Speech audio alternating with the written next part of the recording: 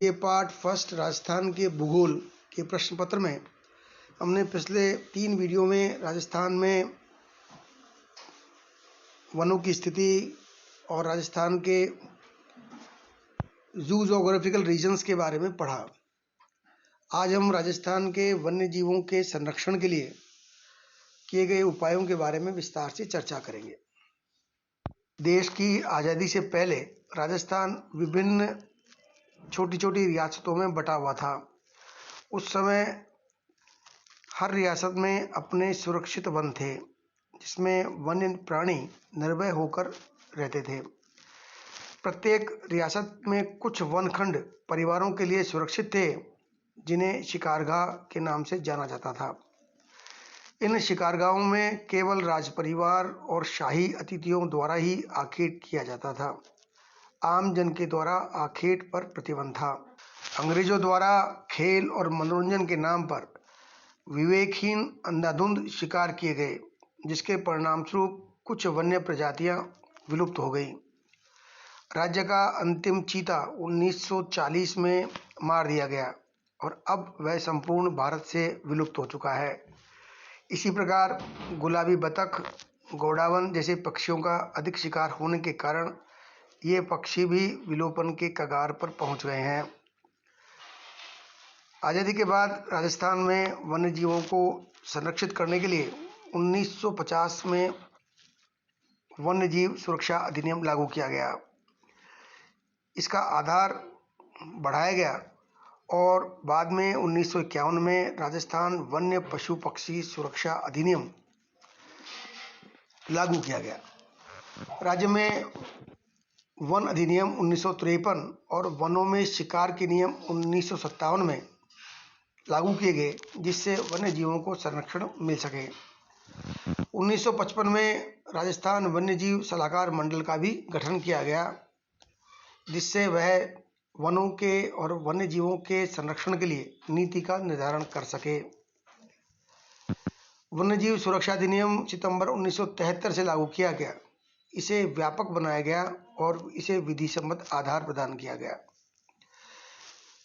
1970 से राज्य सरकार ने बाघ के शिकार पर पूर्ण प्रतिबंध लगा दिया। इन विधिक उपायों के अलावा अभी भी जनसाधारण में वन्य जीवों के संरक्षण के प्रति चेतना की आवश्यकता है। भारत सरकार ने देश में वन्य जीवों के संरक्षण के लिए 102 राष्ट्रीय उद्यानों और 575 अभयारण्यों को घोषित किया हुआ है, जिसमें से राजस्थान में 3 राष्ट्रीय उद्यान और 27 अभयारण्य स्थापित हैं, जो राज्य के कुल क्षेत्रफल का लगभग 2.78% क्षेत्र में फैले हुए हैं। इस प्रकार ये राष्ट्रीय उद्यान और अभयारण्य राज्य में 9,526.10 वर्ग किलोमीटर क्षेत्र में फैले हुए हैं। इसके अलावा 14 कंजर्वेशन रिजर्व भी हैं, जिन्हें 2008 से 2019 के मध्य बनाया गया है। आइए अब राष्ट्रीय उद्यानों के बारे में चर्चा करें। राष्ट्रीय उद्यान ऐसे वन्यजीव आरक्षित क्षेत्र हैं जिनमें मानव बसाव और मानवीय क्रियाएं पूर्णतः प्रतिबंधित हैं। राष्ट्रीय उद्यानों की घोषणा केंद्र सरकार द्वारा गजट में प्रकाशित की जाती है। इन उद्यानों में कृषि करना, सड़क बनाना, यातायात संचालित करना, सिंचाई के साधन उपलब्ध करवाना, खनिज खनन क्रियाएं करना, उद्योगों को स्थापित करना अर्थात प्राथमिक और द्वितीयक सभी क्रियाएं पूर्णतः प्रतिबंधित हैं।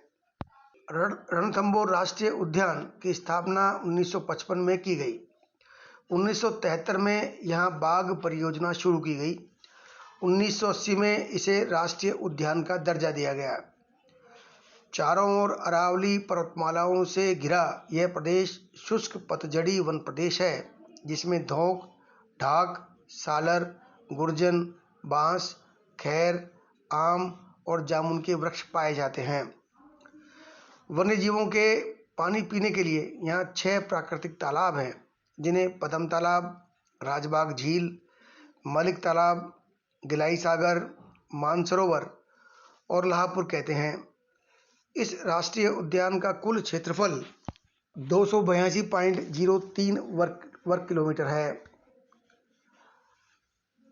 इसके बाहरी क्षेत्र को बफर जोन कहते हैं। इस उद्यान का वन क्षेत्र बढ़ाने के लिए समीपवर्ती भागों में कामलजी, सवाई मानसिंह और कैलादेवी अभ्यारण्यों को विकसित कर वन्य जीवों के लिए 334 वर्ग किलोमीटर क्षेत्र में वन्य जीव संरक्षण क्षेत्र बनाया गया है। बाघ यहाँ का मुख्य वन्य जीव है। बाघ मुख्यतः घास के मैदानों और झाड़ियों या नालों के किनारे रहते हैं। यहाँ इन्हें आसानी से आखेट प्राप्त हो जाता है। बघेरा, रीछ, जंगली सुअर, सांबर, चीतल, नीलगाय, सियार, जरख, लोमड़ी व सियागोस भी बड़ी संख्या में रहते हैं। इस उद्यान में पक्षियों की 272 प्रजातियों को देखा जा चुका है। यहाँ पर स्थानीय लोगों की सहभागिता से जैव विविधता को संरक्षित करने का प्रयास किया जा रहा है। दूसरा राष्ट्रीय उद्यान है केवलादेव राष्ट्रीय उद्यान घना। यह लगभग 28.73 वर्ग किलोमीटर क्षेत्र में फैला हुआ है, जो भरतपुर नगर के समीप स्थित है। उद्यान में स्थित केवलादेव मंदिर के नाम पर इसका नामकरण हुआ है।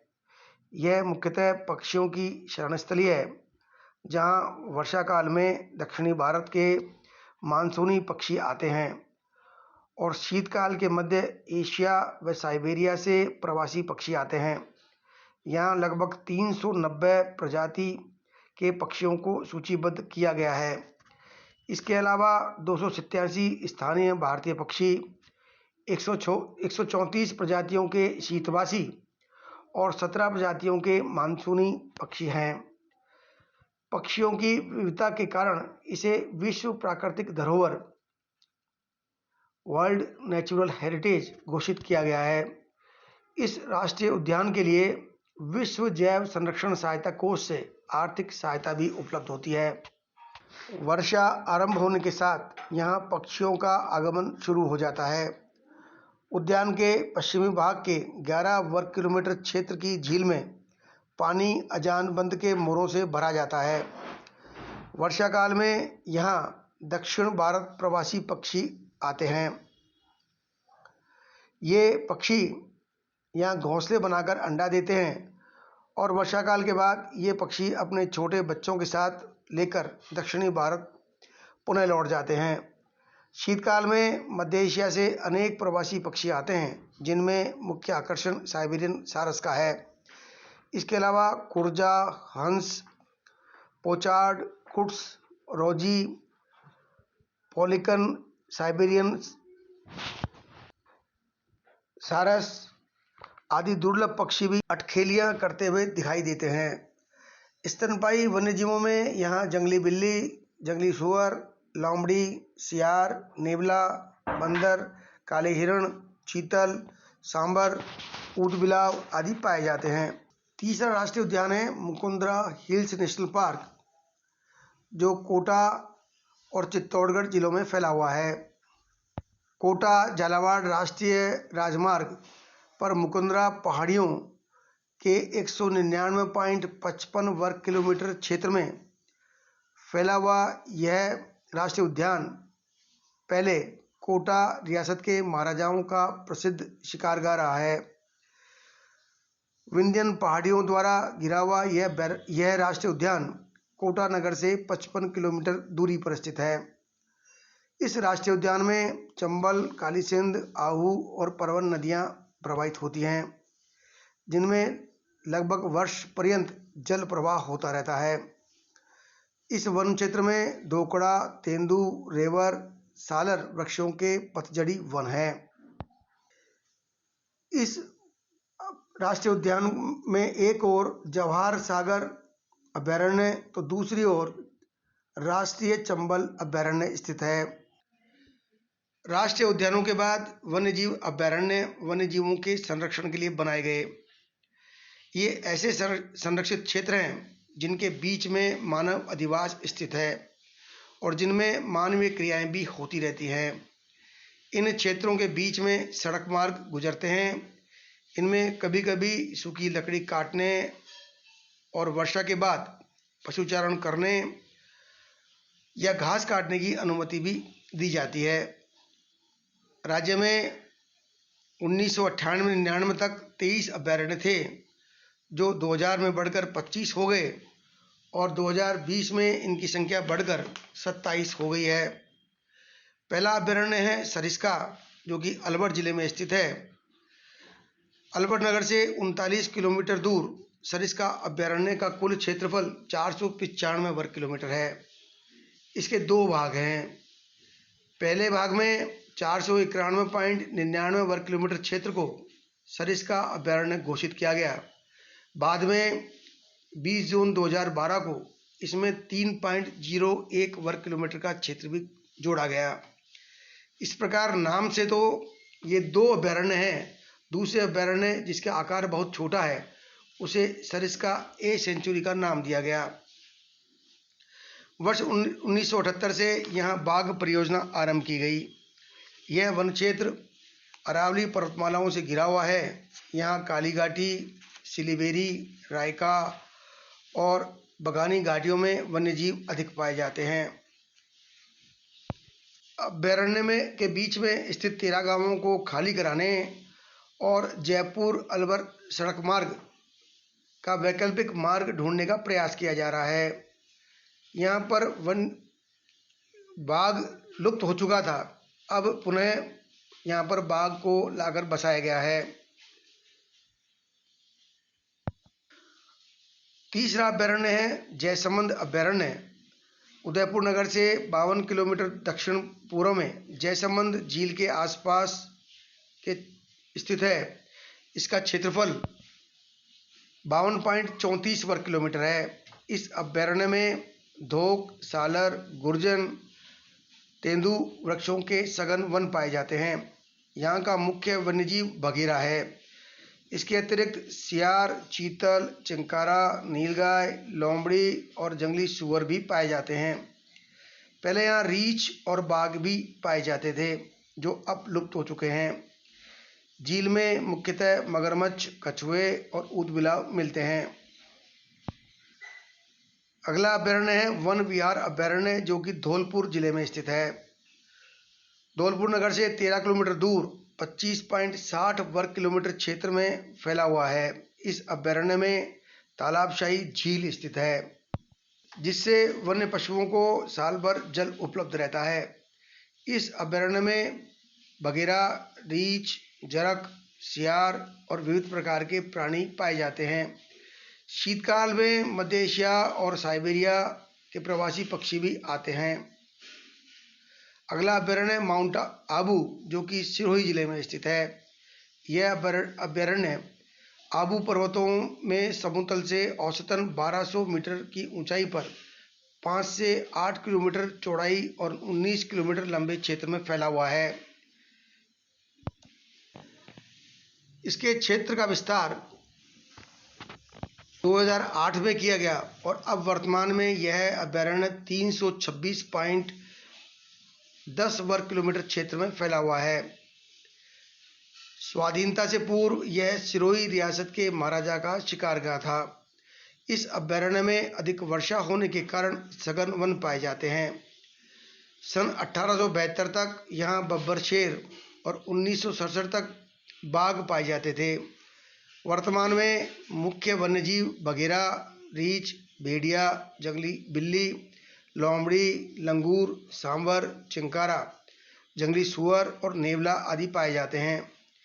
इस अभयारण्य में 100 से अधिक प्रजातियों के पक्षियों की गणना की गई है, जिनमें मुख्यतः जंगली मुर्गा, बगुला, सारस, पपीहा, नीलकंठ, कोयल आदि मुख्य है।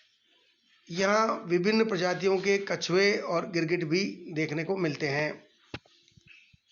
अगला अभयारण्य है दर्रा अभयारण्य, जो कि कोटा और झालावाड़ जिलों में लगभग 227.64 वर्ग किलोमीटर क्षेत्र में फैला हुआ है। इस अभयारण्य की स्थापना 1 नवंबर 1955 को की गई। इस अभयारण्य का से सटा हुआ मुकुंदरा हिल्स नेशनल पार्क है। अभयारण्य पूर्व कोटा रियासत के महाराजाओं का प्रसिद्ध शिकारगाह रहा है। विंध्यन पर्वतों से घिरे हुआ यह क्षेत्र कोटा नगर से लगभग 50 किलोमीटर दूरी पर स्थित है। इस अभयारण्य में चंबल, कालीसिंध, आहू, परवन की सहायक नदियां प्रवाहित होती हैं। इस कारण यहाँ पर साल भर जल उपलब्ध रहता है। यहाँ पर मुख्यतः धोकड़ा के वृक्ष बहुलता से पाए जाते हैं। इसके अलावा तेंदू, रेवर और सालर वृक्षों के पतझड़ी वन भी पाए जाते हैं। यहाँ के मुख्य वन्य जीवों में बघेरा, भेड़िया, सियार, जंगली बिल्ली, चौसिंगा, चिंकारा, सांबर, चीतल, नीलगाय, रीछ आदि हैं। यहाँ पर 1955 में अंतिम बार बाघ देखा गया। यहाँ की नदियों में मगरमच्छ, घड़ियाल, ऊदबिलाव आदि भी देखने को मिलते हैं। अगला अभयारण्य है तालछावर अभयारण्य, जो कि चूरू जिले में स्थित है। राजस्थान के मरुस्थल की पूर्वी सीमा पर चूरू जिले के सुजानगढ़ कस्बे से 10 किलोमीटर की दूरी पर तालछापर एक घास का मैदान है, जो 7.19 वर्ग किलोमीटर क्षेत्र में फैला हुआ है। इस निम्न भूभाग वाले क्षेत्र में समीपवर्ती गोपालपुरा की पहाड़ियों से वर्षा का जल बहकर आता है। आजकल यहाँ काले हिरण का जीन पूल बनाया गया है, जिससे काले हिरण की इस प्रजाति के मौलिक गुणों को संरक्षित किया जा सके। हिरणों के पाचक के रूप में और सुजलाना मिट्टी का यहाँ बिछाव है, जिसके दोहन पर आजकल रोक लगा दी गई है, क्योंकि सुजलाना मिट्टी पापड़ बनाने के काम आती है और इस मिट्टी की ओट में सुजलाना की झाड़ियों में हिरनी बच्चे देती है। यहाँ मेथिया घास प्रचुर मात्रा में होती है, जिसके बीज प्रवासी कुरजा पक्षियों का मुख्य भोजन है। इस अभयारण्य के चारों ओर विलायती बबूल के वृक्षों द्वारा सीमाबद्ध किया गया है, परंतु वृक्षों के काटे होने के कारण काले हिरणों के सींग उसमें फंस जाते हैं, जो इनके लिए घातक सिद्ध होते हैं। अभयारण्य की पूर्वी सीमा पर चूरू सुजानगढ़ सड़क मार्ग बना हुआ है। काले हिरणों के अलावा यहाँ भेड़िया, जरक भी बहुतायत में पाए जाते हैं। अभयारण्य है कुंभलगढ़ अभयारण्य, जो कि उदयपुर, राजसमंद और पाली जिलों के 610.53 वर्ग किलोमीटर क्षेत्र में फैला हुआ है। यह आज़ादी से पहले उदयपुर के महाराजा का शिकारगाह था। अरावली पर्वत श्रृंखलाओं के बीच फैले इस अभयारण्य में पहले बाघ भी थे, परंतु वर्तमान में यहाँ मुख्य जीवों में बघेरा, जरख, रीछ, भेड़िया, सियार, जंगली सुअर, चौसिंगा, सांबर आदि हैं। यह अभयारण्य भेड़ियों के लिए प्रसिद्ध है। यहाँ जंगली मुर्गे और विविध प्रजातियों के पक्षी भी पाए जाते हैं। अगला अभयारण्य है जवाहर सागर अभयारण्य, जो कि कोटा, बूंदी और चित्तौड़गढ़ जिलों में चंबल नदी के तट के साथ साथ लगभग 194.60 वर्ग किलोमीटर क्षेत्र में फैला हुआ है। यह मुख्यतः पठारी भाग है, जिस पर खुले वन पाए जाते हैं।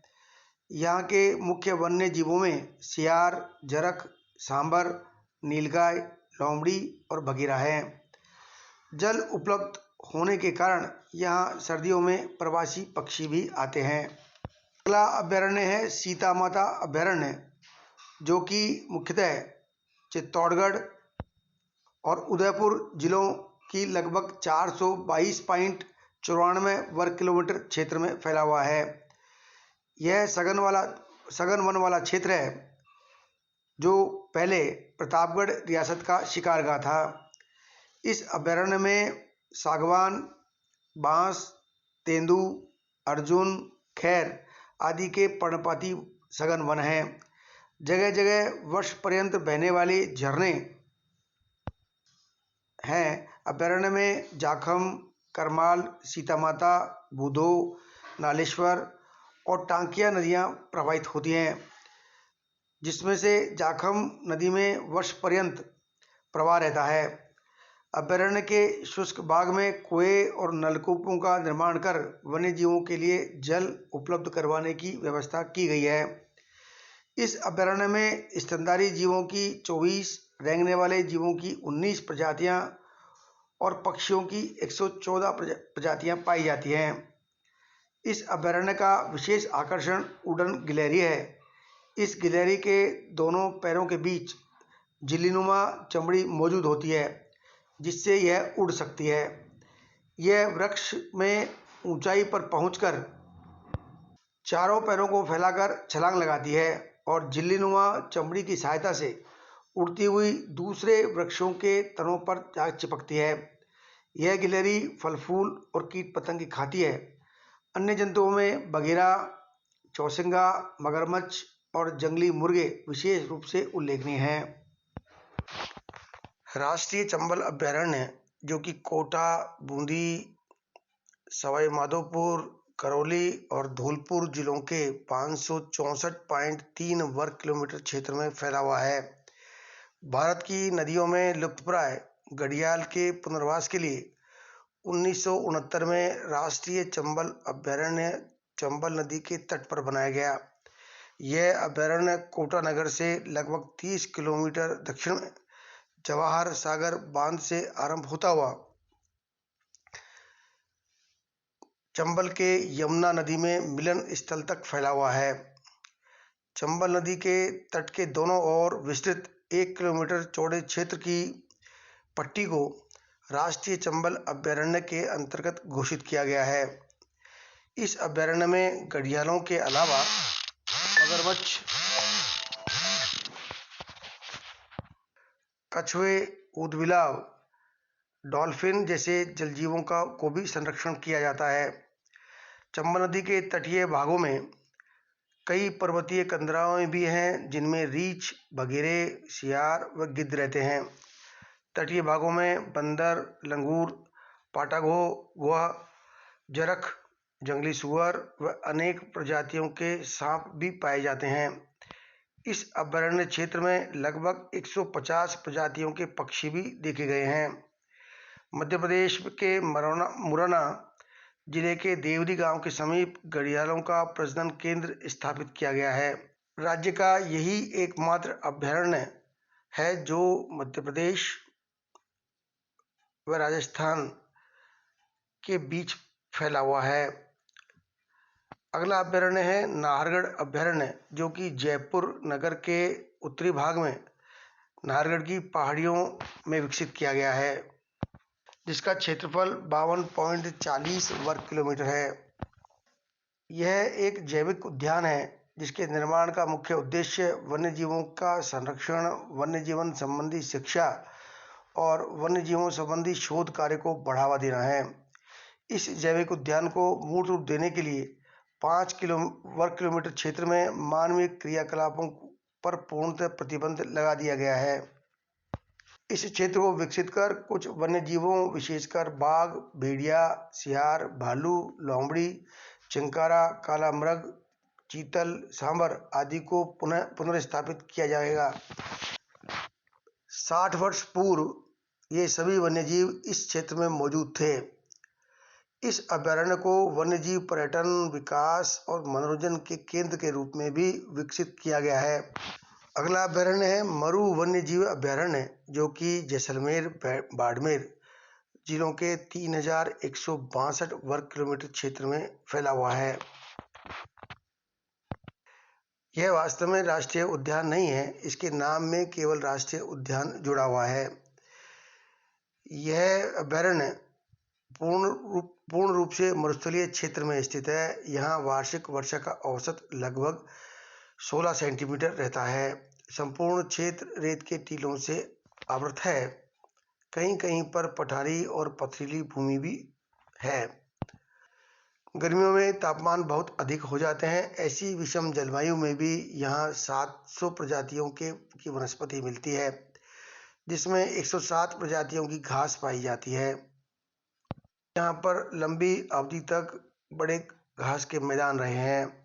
1870 तक यहाँ के घास के मैदानों में बब्बर शेर भी रहा करते थे, जो आजकल गुजरात के गिर अभयारण्य में मिलते हैं।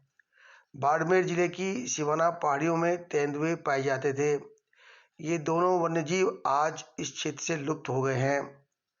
आजकल इस अभयारण्य में लगभग 60 प्रजातियों के स्तनपोषी जंतु भी मिलते हैं, जिनमें चिंकारा, मरुबिल्ली, भेड़िया, सियार, मरु खरगोश, झाऊ, चूहे, जरबिल्स आदि मुख्य हैं। यहाँ पक्षियों की लगभग 300 प्रजातियां पाई जाती हैं, जिनमें घोड़ावन मुख्य है। यह शत्रुमुख की भांति ऊंचे कद वाला पक्षी शर्मिला होता है। पक्षी विश्व के दुर्लभतम पक्षियों में से एक है। यह थार के मरुस्थल के अलावा कर्नाटक, महाराष्ट्र, गुजरात, हरियाणा और मध्य प्रदेश के मैदानी भागों में भी पाया जाता है। इसके अलावा इस मरुद्यान में सेंट ग्राउज मोर, पैट्रिज, बुलबुल, फाख्ता, लाकर्स, बेरबलर, श्वेत गिद्ध, सारस आदि भी बहुतायत से मिलते हैं। शीतकाल में कुर्जा पक्षी व अन्य मध्य एशियाई पक्षी भी आते हैं। यहाँ रेंगने वाले जंतुओं की लगभग 43 प्रजातियां पाई जाती हैं, जिनमें छिपकलियां और सर्प अधिक हैं। यहाँ कोबरा, वाइपर, रसल, पिवाना, सिंध, क्रेत आदि सांप अधिक हैं। इस अभयारण्य के एक सीमित छोटे क्षेत्र में आकल गुड फॉसिल पार्क स्थित है। यह पार्क जैसलमेर नगर से 15 किलोमीटर दक्षिण में आकल गांव के समीप स्थित है। यह पार्क 21 हेक्टेयर क्षेत्र में फैला हुआ है। यहाँ जुरेसिक भूगर्भिक युग की 25 पेड़ों की जीवाश्म हैं। सबसे बड़े जीवाश्म पेड़ की लंबाई 7 मीटर और परिधि लगभग 1.5 मीटर है। अगला अभयारण्य है जमुआ रामगढ़ अभयारण्य, जो कि जयपुर जिले में स्थित है। जयपुर नगर से लगभग 25 किलोमीटर उत्तर पूर्व में जमुआ रामगढ़ झील, जो कि तीनों ओर से अरावली पर्वतमालाओं से घिरी हुई है। इस झील के तटीय भागों के पर्वतीय क्षेत्र को जमुआ रामगढ़ अभयारण्य के अंतर्गत घोषित किया गया है। इसका क्षेत्रफल 300 वर्ग किलोमीटर है। इस अभयारण्य में मुख्यतः बघेरा, जरख, सियार, जंगली सुअर, जंगली बिल्ली, भेड़िया, सांबर, नीलगाय आदि वन्यजीव पाए जाते हैं। जयपुर रियासत के जमाने में यह क्षेत्र महाराजा का शिकारगाह था। अभयारण्य है रामगढ़ विषधारी अभयारण्य, जो कि बूंदी जिले के लगभग 252.79 वर्ग किलोमीटर क्षेत्र में फैला हुआ है। इस अभयारण्य में 98 प्रजातियों के वृक्ष, 45 प्रजातियों के पौधे व झाड़ियाँ, 16 प्रजातियों की लताएं व 25 प्रजातियों की घास मिलती है। यहाँ के वन्य जीवों में बाघ, बघेरा, जरख, सियार, लोमड़ी, नेवला, जंगली सुअर, रीछ, चीतल, चिंकारा, सांबर, नीलगाय आदि हैं। रामगढ़ विषधारी अभयारण्य रणथंभौर राष्ट्रीय उद्यान सवाईमाधोपुर के समीप ही है। यहाँ राष्ट्रीय उद्यान के बाघ वगैरह भी कभी कभी विचरण हेतु आ जाते हैं। इस अभयारण्य के समीप कुमालजी अभयारण्य भी है। रामगढ़ विषधारी अभयारण्य के बीच से मेज नदी प्रवाहित होती है। इस नदी के प्रवाह क्षेत्र में स्थान स्थान पर छोटे छोटे जलाशयों में पानी साल भर भरा रहता है। यही जल वन्य जीवों के पीने के काम आता है। अगला अभयारण्य है टाटगढ़ रावली अभयारण्य, जो कि अजमेर, पाली, राजसमंद जिलों के 495.27 वर्ग किलोमीटर क्षेत्र में अरावली पर्वतमालाओं में फैला हुआ है। टाटगढ़ ऐतिहासिक दृष्टि से बहुत महत्वपूर्ण है। यहाँ प्राचीन इतिहास के अध्येता कर्नल टाट का निवास स्थान है। इस अभयारण्य में मुख्यतः सियार, रीछ, जरख, नीलगाय, बंदर आदि पाए जाते हैं। कभी कभी बघेरे भी दिखाई दे जाते हैं। इसके बाद अगला अभयारण्य है शेरगढ़ अभयारण्य, जो कि बारां जिले में स्थित है। आज़ादी से पहले शेरगढ़ वन क्षेत्र कोटा रियासतों के महाराजाओं की शिकारगाह था, जहां बाघ और बघेरे प्रचुरता से पाए जाते थे। इस वन क्षेत्र को 1983 में अभयारण्य घोषित किया गया। इस छोटे अभयारण्य, जिसका क्षेत्रफल 81.87 वर्ग किलोमीटर है, में आजकल रीछ, बघेरे, जरख, लोमड़ी, सियार, चीतल, सांबर आदि पाए जाते हैं। यहाँ अजगर और सांप भी देखने को मिलते हैं। अगला अभयारण्य है कैला देवी, जो कि करौली, सवाईमाधोपुर जिलों की पर्वतमालाओं में 676.820 वर्ग किलोमीटर क्षेत्र में फैला हुआ है। यह अभयारण्य सवाईमाधोपुर के रणथंभौर राष्ट्रीय उद्यान के निकट स्थित है। यह स्थान संभवतः रणथंभौर राष्ट्रीय उद्यान के बाघों की शरणस्थली भी बन सकेगा। यहाँ मुख्यतः बघेरा, रीछ, जरख, सियार, सांबर, चीतल, नीलगाय आदि वन्यजीव मिलते हैं। अगला अभयारण्य फुलवारी की नाल, जो कि उदयपुर जिले में स्थित है। उदयपुर नगर से लगभग 160 किलोमीटर दक्षिण पश्चिम में अरावली पर्वतमालाओं से घिरा सघन वनाच्छादित क्षेत्र फुलवारी की नाल है। यह अभयारण्य गुजरात राज्य के साबरकांठा जिले के समीप पर स्थित है, जो 511.41 वर्ग किलोमीटर क्षेत्र में फैला हुआ है। आज़ादी से पहले यह क्षेत्र उदयपुर रियासत के महाराजाओं के 3 शिकारगाह राणा पाखा, रावजूड़ा और मेंदी थे। इस क्षेत्र से वाकल नदी प्रवाहित होती है। यहाँ सोम कागदर बांध सोम और वाकल नदी के संगम पर बनाया गया है। इस अभयारण्य के उमेरिया ब्लॉक में सिंचाई विभाग ने मेंदी बांध का निर्माण किया है। अभयारण्य के कुछ नाले जैसे भीमतलाई, देवनाला, देव का पानी, रीछी दर्रा, बागीबेन व लंगोटिया में वर्ष भर पानी उपलब्ध रहता है। इस कारण यहाँ के वन्यजीवों को प्रचुर पानी उपलब्ध होता है। अभयारण्य के वन क्षेत्रों में सागवान, गुर्जन, सालट, महुआ आदि अनेक प्रजातियों के वृक्ष हैं। अभयारण्य में बघेरा, जरख, सियार, रीछ, जंगली सुअर, लोमड़ी और बंदर मुख्य रूप से पाए जाते हैं। अगला अभयारण्य है भैंसरोडगढ़, जो कि चित्तौड़गढ़ जिले में स्थित है। चित्तौड़गढ़ रावतबाड़ा मार्ग पर 50 किलोमीटर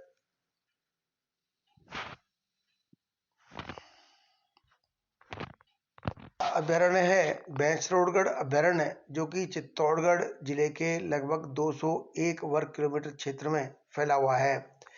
यह अभयारण्य चित्तौड़गढ़ रावतबाड़ा मार्ग पर कोटा से 50 किलोमीटर और चित्तौड़गढ़ से 140 किलोमीटर दूरी पर स्थित है। यह अभयारण्य राणा प्रताप सागर के उत्तर में चंबल नदी के सहारे फैला हुआ है। इस अभयारण्य में चंबल नदी पर्वतों के बीच सकरी घाटी से गुजरती है, इसलिए कई स्थानों पर वर्ष पर्यंत बहने वाले झरने हैं, जिनमें मुराय झरना, सारन की खाल, सदाझर महादेव, रिवाझर, पिपलाझर, कलसा महादेव व रीछा खो मुख्य हैं। भैंसरोडगढ़ अभयारण्य एक पठारी भाग पर फैला है, जो औसत समतल से 300 से 530 मीटर ऊंचा है। इस पठारी भाग पर सालर, गुर्जन, आम, आंवला, बेर, हल्दू के वृक्ष हैं। वन्यजीवों में मुख्यतः बघेरे, सियार, जरख, सांबर, चीतल, चिंकारा, नीलगाय, लोमड़ी, जंगली सुअर व लंगूर पाए जाते हैं। अगला अभयारण्य है बस्सी, जो कि चित्तौड़गढ़ जिले में है। यह अभयारण्य 138.59 वर्ग किलोमीटर क्षेत्र में फैला हुआ है। यहाँ के शुष्क मिश्रित पतझड़ी वनों में धोक, खिरनी, टोनू, सालर, गुर्जन इत्यादि के वृक्ष बहुतायत से मिलते हैं। चित्तौड़गढ़ महाराणा के पूर्व शिकारगाह में बाघ पाए जाते थे, लेकिन अब बघेरा, भेड़िया, जरख, सियार, जंगली बिल्ली, चीतल, नीलगाय, जंगली सुअर, खरगोश से ही मुख्य रूप से देखे जा सकते हैं। बाहनी और ओई नदियों से वन्यजीवों को पानी उपलब्ध होता है। अगला अभयारण्य है बंद बारिठा, जो कि भरतपुर जिले में स्थित है।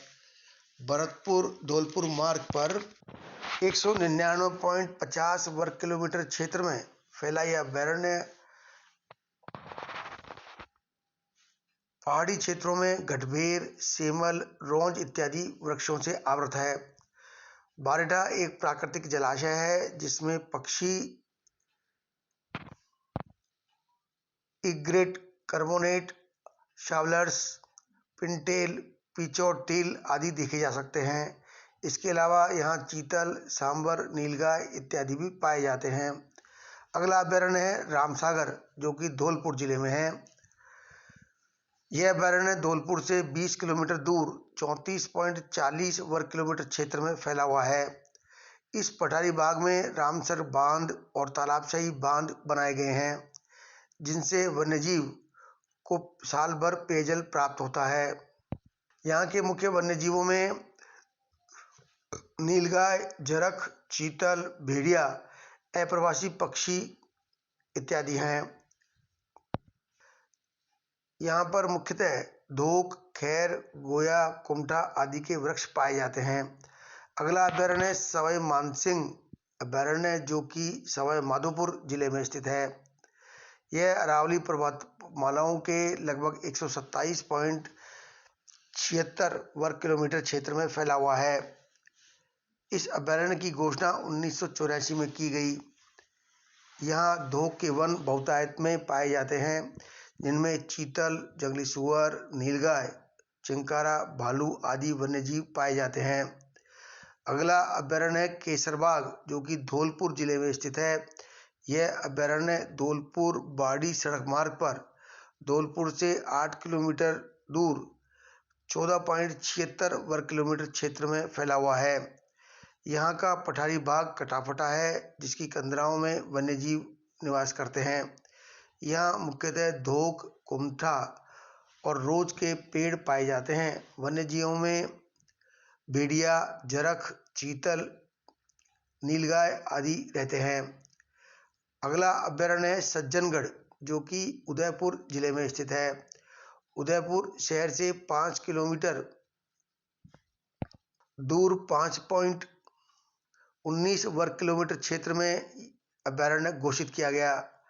यहाँ पर शुष्क पतझड़ी वनों में मुख्यतः धोक, सालर, धावड़ा, रोंज, कुमठा, गुर्जन, गूगल इत्यादि के वृक्ष पाए जाते हैं।